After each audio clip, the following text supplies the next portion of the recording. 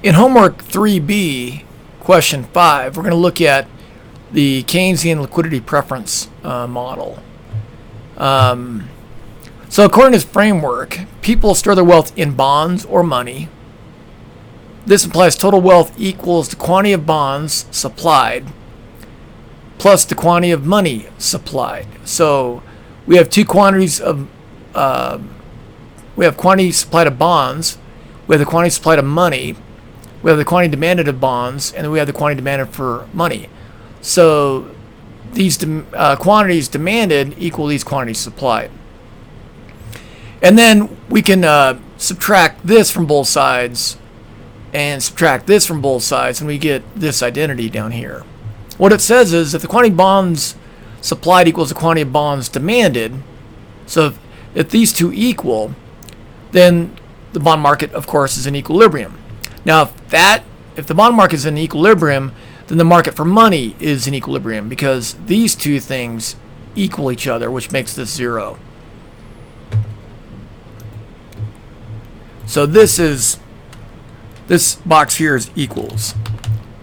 So the quantity of money supplied equals the quantity of money demanded. Thus, the bond market is in equilibrium when Keynes's market for money is in equilibrium. And then, in addition, the interest rate determined in Keynes's market for money equals the interest rate determined in the bond market. The bond market is better at analyzing changes in expected inflation. Keynes's market for money is better for analyzing changes in income, the price level, and the supply of money. And we're going to assume the bond market down here is given by these two equations. Okay, again, this is the supply of bonds, and this represents the demand for bonds because demand is downward sloping. Price generally falls as quantity increases, quantity demanded increases. Okay, so we're going to use Desmos again to calculate the equilibrium. There's a supply curve. There's demand curve. And the equilibrium price and quantity is given by that point. And I'm going to go ahead and record that information over here. The price is the second number in the interval, 905.736. The quantity demanded is 707.547. If it's $1,000 bond with if it's $1,000 zero coupon bond, the payment's zero, the face value is 1,000, the number of periods is 1, and the interest rate is 10.407 using Excel's rate equation. Okay.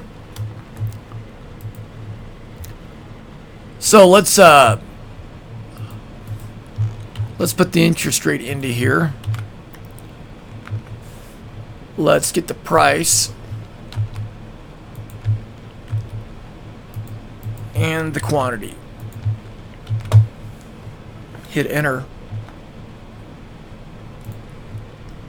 Okay, so now we need to label it, and this is familiar, right? Label it.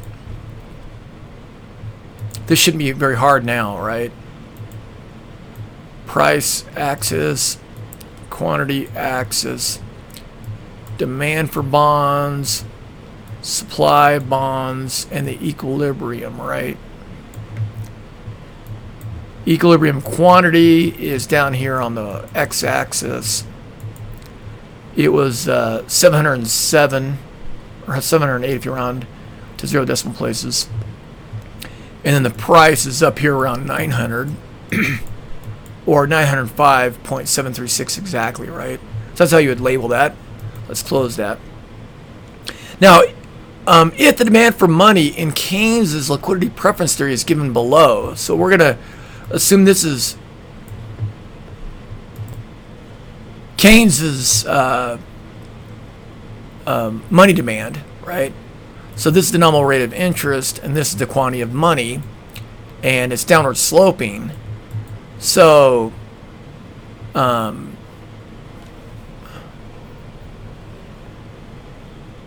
remember, in the Keynes model, the interest rate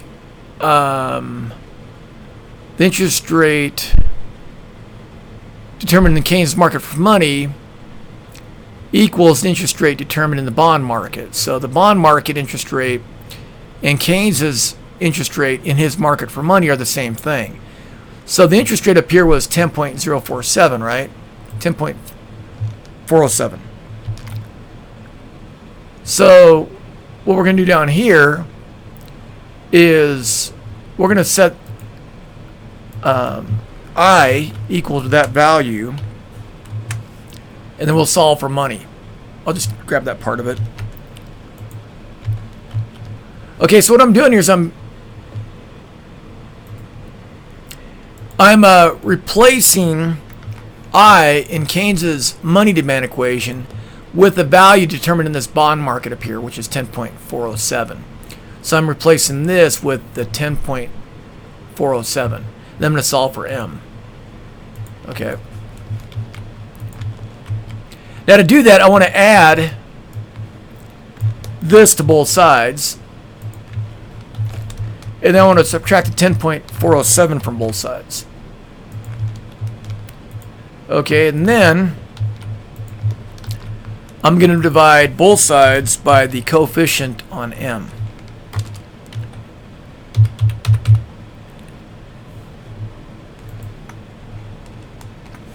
Okay. So M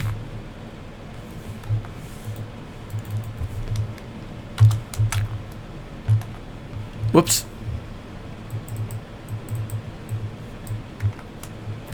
M is going to be equal to I got to change that to a small dash. That.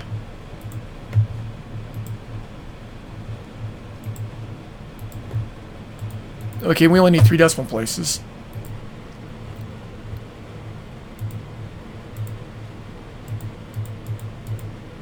Okay, copy that and put it in here. Hit enter.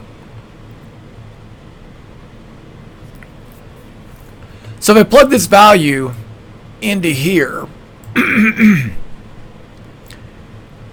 if I plug this value into here, I'll get 10.407. And you can see here, it's about right there, right? So you got 8, 9, 10, 11, 12. And it looks like it's pretty close to 10.5, right? So let's go ahead and mark this up.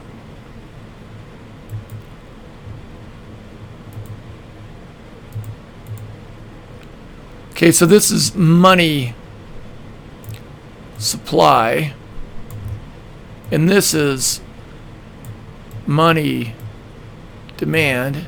This is the quantity of money, and this is the price of money, which is the nominal rate of interest. Okay, and then the equilibrium is right here. And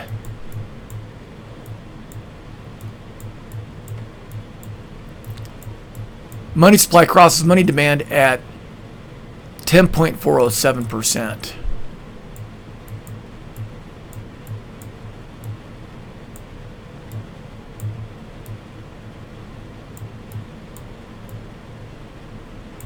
And the quantity of money is 8.12. Okay, that's how you'd graph that. And then we'll go ahead and clear it. We don't need it anymore. Okay. Now, suppose the economic growth rate declines. Okay. So remember, in a previous problem, we had the economic growth rate increasing. When the economy starts to slow down, what do firms do? Well, they're not likely to add on onto their operations, build a new factory, build a new distribution center. So they're less willing. Firms are less willing to borrow because they have less profitable investments. Hence, at a given bond price, the quantity of bonds that firms will want to sell decreases. This decreases the supply of bonds. So let's go ahead and hit enter. Okay. And so the new supply curve is given by this red equation, and you can see that supply shifted in or decreased to the red line. Okay. Now, when economic growth does decrease, our wealth decreases as well. Which, if we have less wealth, we have less money to invest into bonds and equity, so it decreases the demand for bonds. Let's see if we got everything right. And that's just a little review of the previous problem, right? Okay. So let's find out what happens down here. We have the new supply curve. We'll copy that into Desmos.com. And we'll copy the demand curve into Desmos.com. And we'll get the new equilibrium right here. The new equilibrium quantity and price right there. The new equilibrium quantity or new price increased from 905.736 to 929.943. The quantity collapsed down to 470.189. And the interest rate decreased to 7.533%. So let's go back to my open math. Just make sure all those are right. 189. Okay, good. Okay, so the new equilibrium, at the new equilibrium, the price is 929.943. The interest rate is 7.533%. The quantity of bonds demanded is 470.189 billion. And we'll go ahead and hit enter to see if we got it right. Okay. So before we move on to the liquidity preference framework of Keynes, we'll graph the model here. Okay, so we have the new equilibrium over here, the supply of bonds, the demand for bonds in the future,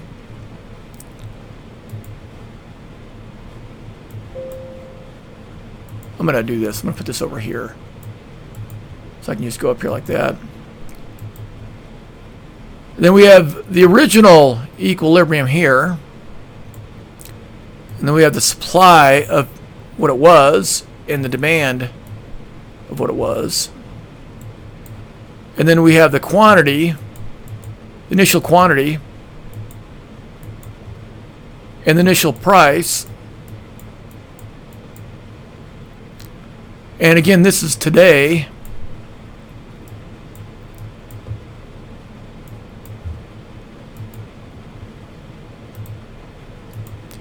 And the price went up just a little bit.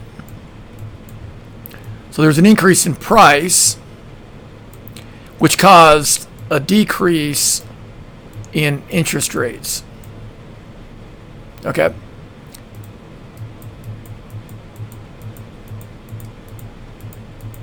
And this is not today, but in one period from today.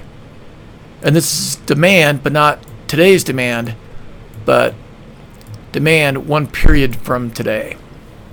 Okay, so that's what you have to do on that graph. And you can see the quantity of bonds fell. And the price rose, so the interest rates fell. We'll go ahead and close it out. Now we got to take this interest rate here, and we're going to plug it into here. Well, if we plug it into here and solve for m, we're going to get this value. I'll just show you. So we got this new interest rate. The interest rate was 10.407, right? The interest rate was originally 10.407. right? The new interest rate determined by the bond market is 7.533. So wherever I see 10.407, I'm going to replace it with the new interest rate.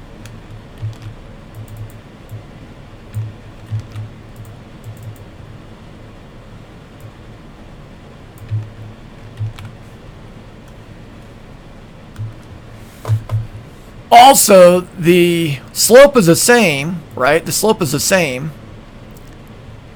but the intercept of Keynes's demand curve is different.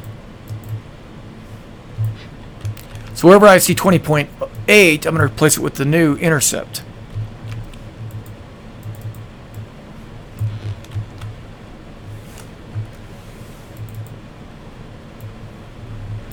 And when I do this, I'm going to get the same quantity of money, 8.12. Okay. So the quantity of money hasn't changed. If I round this to 2 decimals,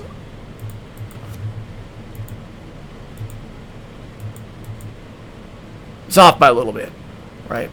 Not by much. But if I round both to 2 decimals, I get 8.12. So I'd get 8.12 here, right? So they're pretty close. But if I plug this value, it's the same value, right? If I plug this value into here, what do I get? Well, let's calculate it. I'm going to copy this down here. And then I'm going to copy this right there. Do multiplication. Change the long dash to a short dash and hit enter. Oh, I gotta get rid of the space in front of the equal sign. And I get 7.533, which is the same as the interest rate up here. Okay.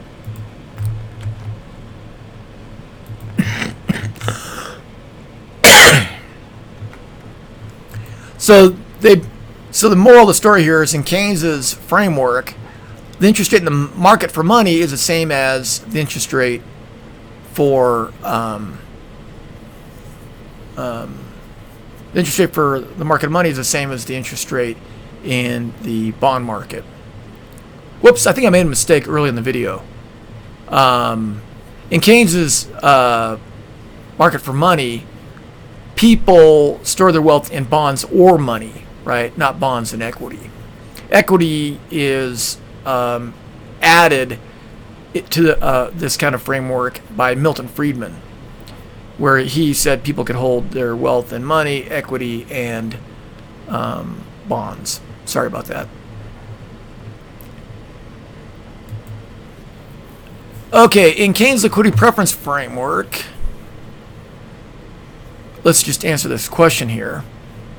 The decrease in economic growth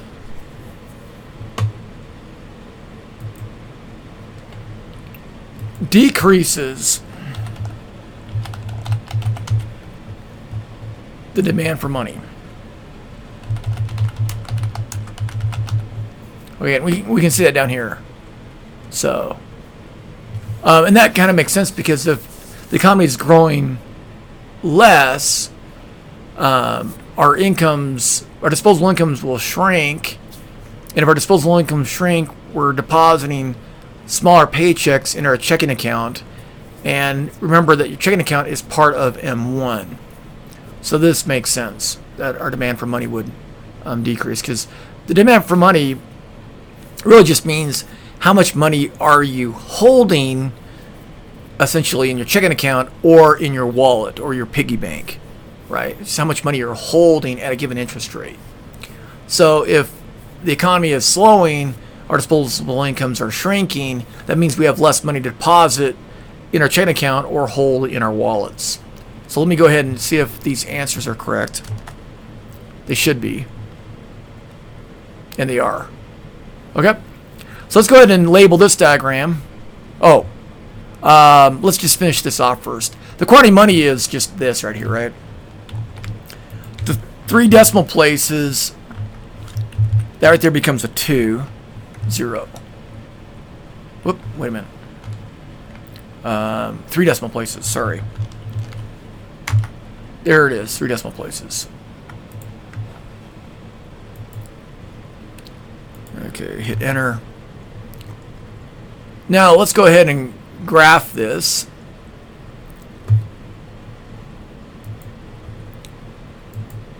Okay, so this is the new money demand, right? At t plus 1.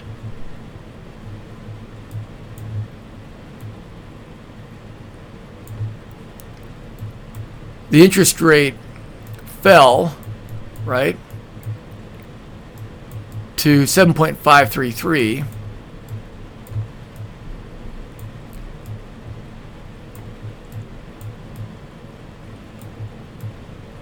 %.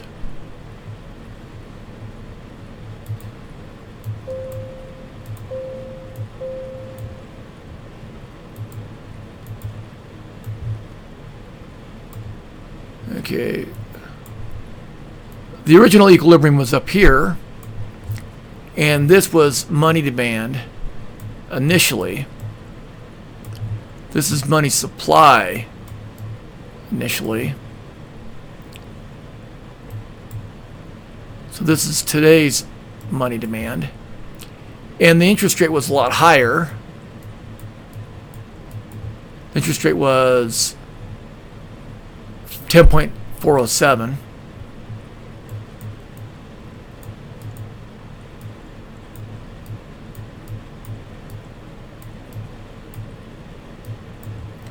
Okay, so interest rates declined. All right, and the money supply didn't change. We'll just call it 8.1. Okay. So that's what you have to do for your graph. And then maybe show a little arrow shifting in money demand. And we'll go ahead and clear that. That's what you have to do on your memo. And close this. Okay. Now, if the money multiplier is 1.25, what's the money multiplier? Well, if the Fed creates $1 of new bank reserves, and we'll get into this later into the semester, if the Fed creates $1 of new reserves, then according to the money multiplier, 1.25 new dollars are created through bank lending. So that's the money multiplier. So the money multiplier is the change. The money multiplier is the change in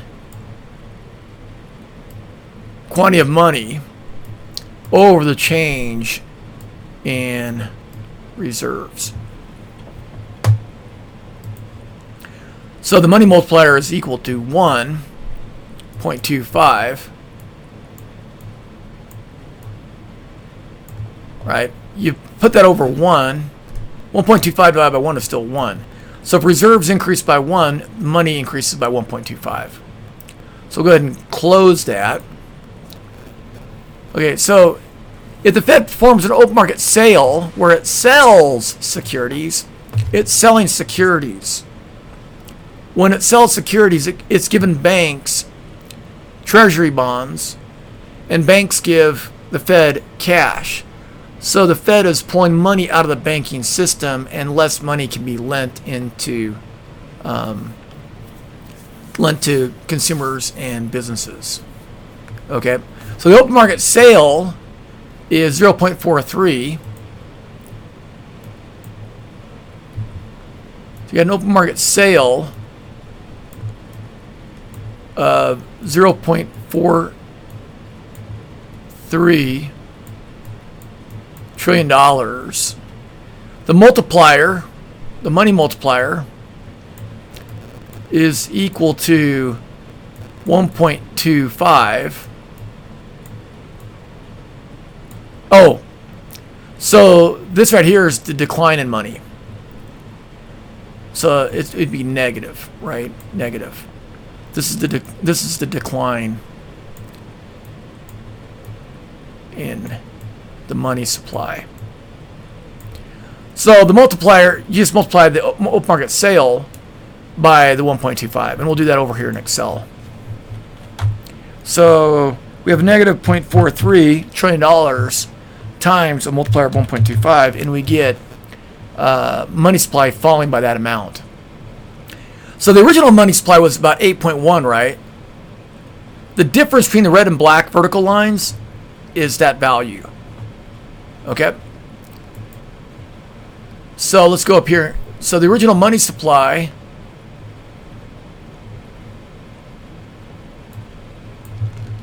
three decimals. That's the original money supply. What's the new money supply? Well, you take the old money supply and you add onto it the decrease in the money supply. So the new money supply is only $7.583 trillion.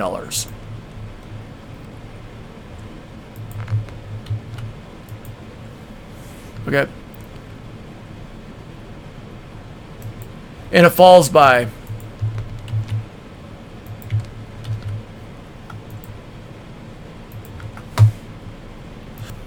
so the money supply falls by $0.538 trillion, resulting in a new money supply of $7.583 trillion. Okay. And then the interest rate will end up rising, right? It goes from down here to up here. So we got to plug this money supply into what? We got to plug this money supply into the red money demand equation right there. So what I'll do is I'll just copy this and put it down here. The intercept of money demand is 17.926. The slope is 1.28, and this right here, oh, I think I'm messing it up. Sorry. Let me back up.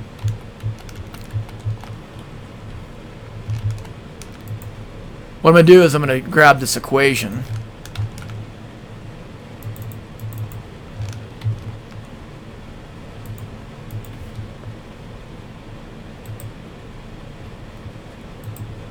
I'll make it red.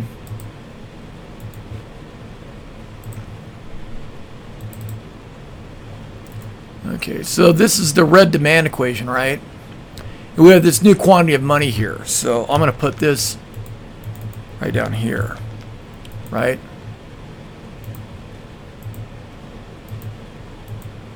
So here I'm going to take that part of the money demand equation,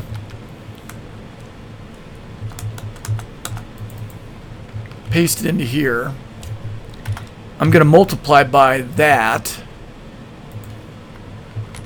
and then change this to negative. Change it to red.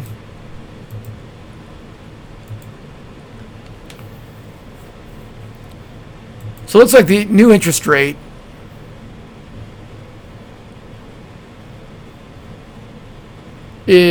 rose from what it was to above 8. So it was 7.533 right here.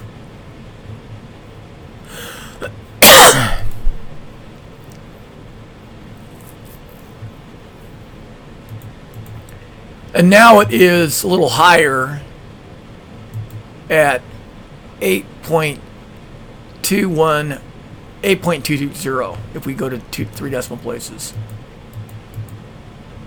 Okay. So 8.220. Now the I guess you call it a trick question. After the open market sale is complete, what would be the interest rate in the bond market after all these adjustments? Remember what Keynes said in his framework? People store their wealth in bonds or money, and then the interest rate determined by in Keynes's market for money equals the interest rate determined in the bond market. So if this is the interest rate in the money market after the open market sale, what is the interest rate in the bond market? Well, in Keynes' framework, it'd be the same as this, 8.220. Okay, let's make sure we got all these answers correct. And then I'll show you how to graph it. So we got those answers correct. We got 100% on this so far. Let's graph it. The new equilibrium is right here. So this is the money supply. Not today.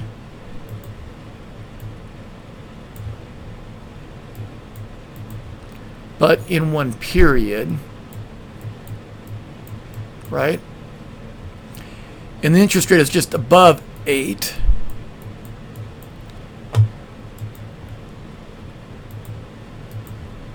This is the money supply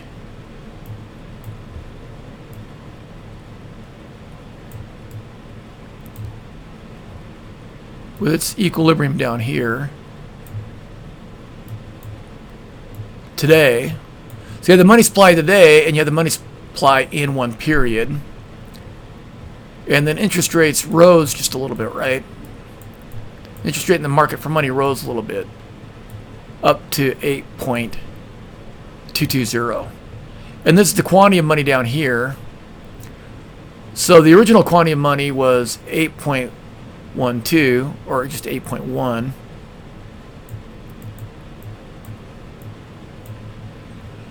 The new quantity of money is 7.6.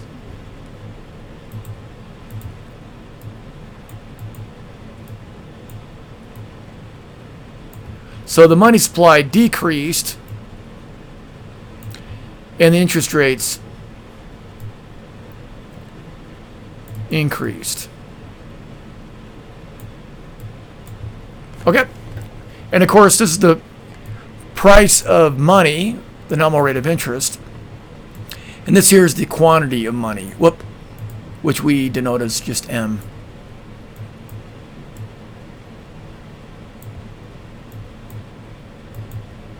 That's the quantity of money. Okay, that's how you do that.